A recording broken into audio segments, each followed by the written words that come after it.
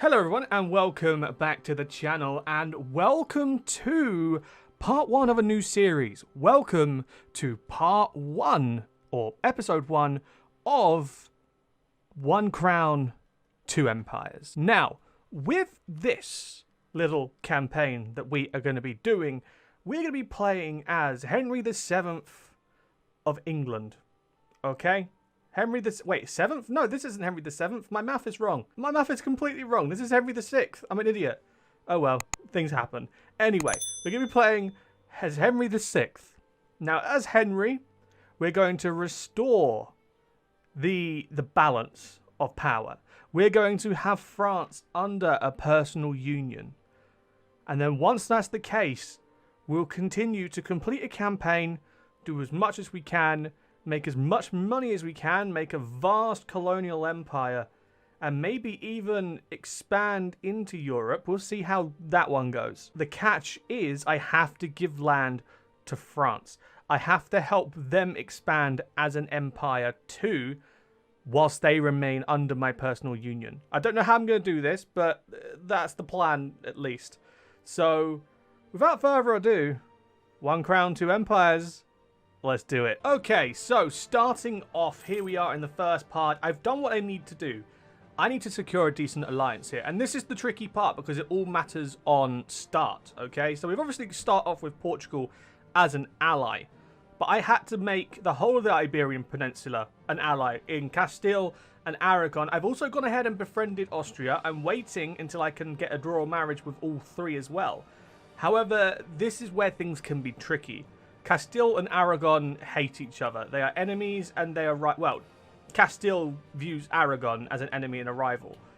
As you know what, as does Aragon, which is kind of a pain because I'm going to need them to fight together with me against France when the event of Maine happens. I'm also going to go here and do fort maintenance and fort defense. That is going to be quite beneficial. I will have to do some of this shady stuff though, just to ensure that it does pass through. I'll sort out my army in a moment as well. However, there is a chance here that I might do a few restarts just to try and make sure, because it does work, but it does work very rarely for me to ensure that I do have the allies come into the war. Sometimes Portugal, Castile, and Aragon will all deny coming to war with France, but Austria will say yes. Sometimes Castile, Aragon, and Austria, which is what we need, all say yes, and then Portugal joins later on. That's what we need. So it's going to be a matter of trial and error.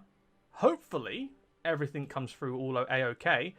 But if things seem a little off, like maybe the legislation that I put through just now seems a little bit off when we go to war, it's probably because I've done a few restarts since then to get the start that we needed. Very much like a Byzantine campaign. But yeah, I'll see you guys in a moment at the Seed of Maine event. Okay, guys. Okay, so here we go. Attempt numero uno. Attempt number 1. This is where we can see whether or not we've got the good start or the bad start. I've already had one restart, so hopefully this is going to be the one. We will not surrender an inch of territory to the French. We will pause right there and we will call in our friends. Let's call them in, and Austria will say yes. And Castile will say yes. Okay. I mean, 2 of 4 isn't bad. I mean, I could try that. They're going to be occupied dealing with Austria anyway, so this could, in theory, again, key term here, in theory, be good. I presume we're at war with the Scots now as well. Yeah, so I'm going to have to move my troop up top. We're going to put John Talbot there. We'll send the other army up there as well. And I can't even recruit a new general just yet. I don't want to put the king in charge either. Okay, right. Let's have a look at this real quick. Let's. I haven't even got a kid yet. Oh, good God. Okay, we're gonna have to deal with the civil war as well. So numbers wise, it's 51 against 49 and 20 against 9. We do have the numbers on our side, especially in cavalry, but I don't think that's going to be enough. I needed Aragon and the Napolese as well. That would have helped a lot. So what I'm going to do, I am going to maintain a relation boost here with Castile. I am also going to try and get a relationship boost there with Portugal. Sorry, Aragon and Portugal. Austria is going to peace out of this, so that's kind of whatever happens, happens. But now we just have to kind of see and wait as to what happens. Hopefully, we can get a hang of things. Okie dokie. Okay, so things are starting to look good so far. We are about to have a battle in the Irish Sea here with the Scottish Navy. We are losing because, yeah, no, that's not looking too hot either. They managed to round up everything. This is a disaster. My ships weren't quick enough to catch them. I'm going to have to pull the ships out. The Navy's collapsed there. The Army, on the other hand, seems to be doing okay for themselves. It doesn't help I'm fighting it either. For some reason, though, whenever I record this game, it lags so damn hard. I don't understand why. It's annoying, to say the least. Okay, guys, so small update. We may have just lost the Siege of Caen to the Orléanais, which is not ideal. The French and Scottish navies just wiped out an ally on the sea in Castile. However, this lovely little pip just popped up, and John II of the House Trastamara of Aragon has just come in, which means we now get the Naples fleets as well. Ah, yes! Okay. They've joined the fun. It seems boosting those relations was, it was worth it.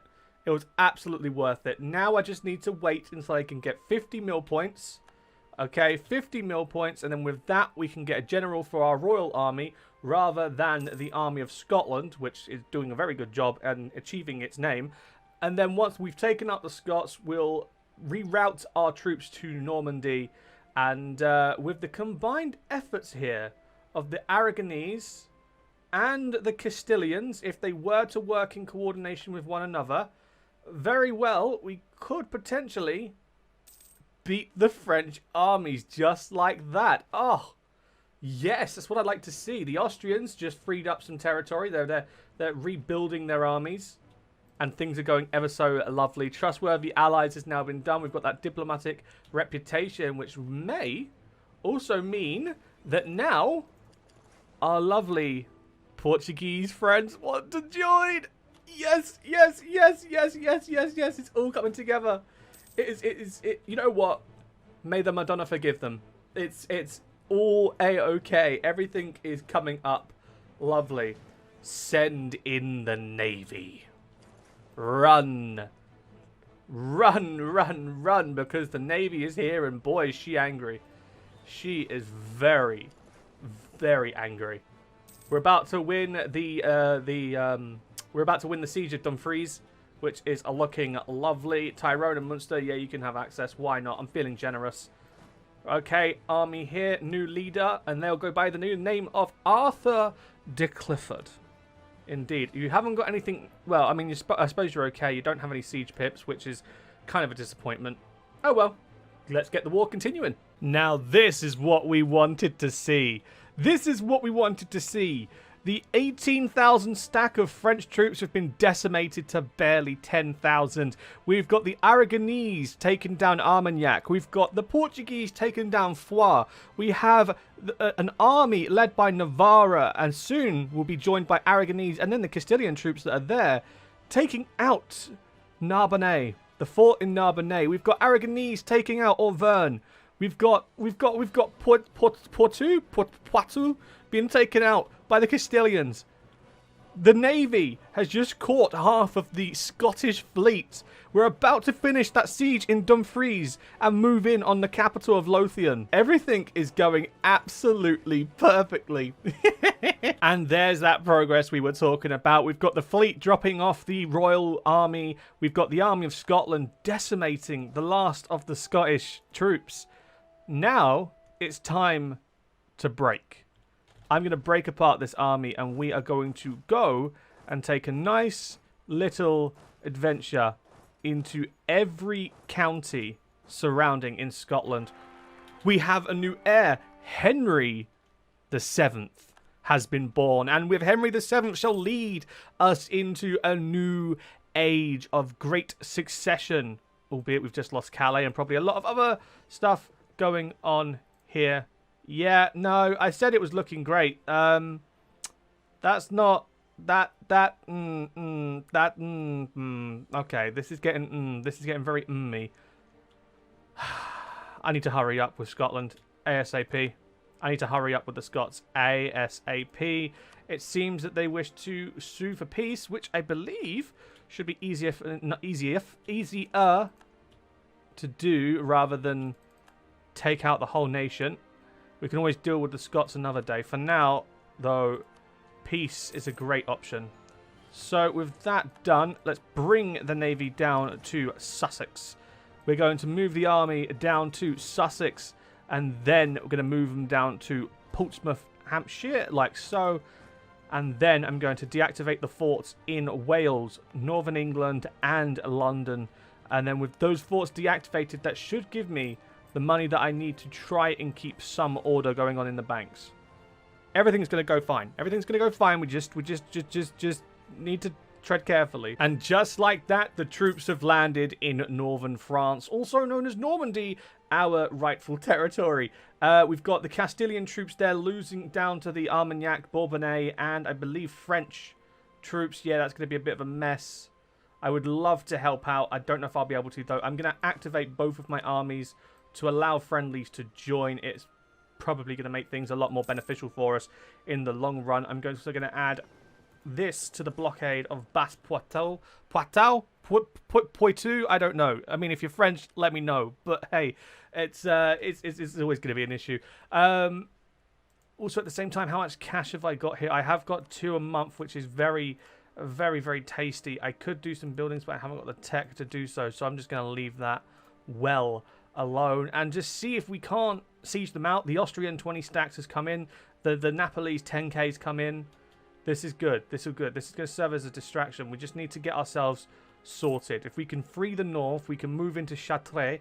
And once we've got Chartres, we can think about piecing out Provence. Provence's capital is in Anjou.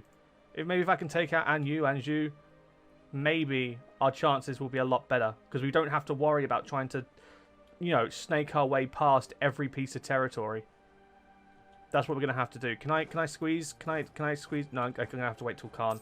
Okay, right. Well, let's wait until the Siege of Caen is finished. And just like that, the Siege of Caen is over. I can't even English. The Siege of Caen is over. The Siege of Paris has begun. We're going to help out the Castilians in Chartres. We're going to take our army here, the army of Scotland, down to Anjou to help out the Austrians. And Austrians, although they're Austrians, they are Germanic people. And one thing I have to say is always bring a German to the party. That's all I've got to say, because we were screwed. We were heavily screwed here. The Austrians came in and absolutely busted up the French army to where they had to retreat and separately peace out Naples.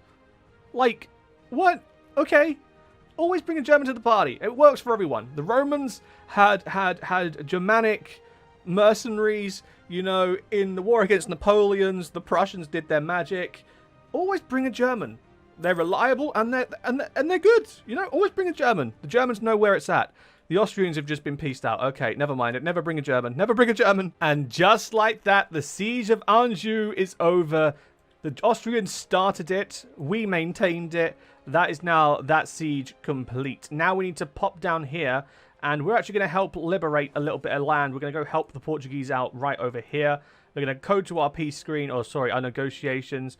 Go over to Provence and be like, hey, guy, do you want some peace? Sure, give me some money. Boom.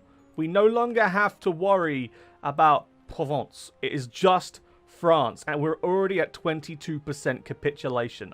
Like, this is fantastic. This is absolutely fantastic. After I've taken this piece of Armagnac, we're going to go take out Auvergne. Once Auvergne's done, we're going to go take out Lyon. Once we've done Lyon, we'll go help out in the south if they need it. Paris is about to collapse. Chartres is about to collapse. I just need to free Calais, and we're good. Like, we are really, really, really, really good. Like, I'm going to send these guys now down to Lyon. Maybe doing that will help out. I have no idea. But we're going to try. This war has gone fantastic for us. I couldn't have hoped for anything better. Strategic control. Paris is taken. Look at that. We now have the casus belli for the unification. Now to take out the navy that our navy has been blockading down here, which is going to be fantastic. So we're just going to sit and admire the collapse of the French navy. The battle of Quiberon Bay. Where's it going to go? That's a good question. Where is it going to go? it's going to go up to Calais. It's the only port they've got left. So we're going to go blockade that one too. Unless there's somewhere else I need to worry about. No, they're definitely they're definitely heading to Calais. There's nowhere else for them to go. This is brilliant. This is absolutely brilliant. There is an end for France. Well, this version of France, and its future version will be led by the great Henry VI, 7th, and every other British, or English in this case, then British monarch to come. One crown, two empires. So, ladies and gentlemen, with a successful siege in Calais, John Talbot finishing his duties, and the Royal Navy destroying the remnants of the French Navy, a new navy and a new army for France can and will be reborn. However, it won't be under the guise of this France. Oh, no. Henry VI has organized a new fate for France. And that new fate, is a personal union under House Lancaster. And we will not take too much damage on diplomatic, because all these vassals will stay under French control. Ladies and gentlemen, let me introduce you to House Lancaster. Thank you very much for watching. If you have enjoyed episode 1, don't forget to, of course, leave a like and or subscribe. Let me know if 15 minutes is enough for you, or if you guys want more, 20 minutes, maybe 30 minutes pushing it. Let me know, and I hope you guys are very, very happy with the return to the strategy genre here on the channel, and I shall see you in the next episode. Ta-da!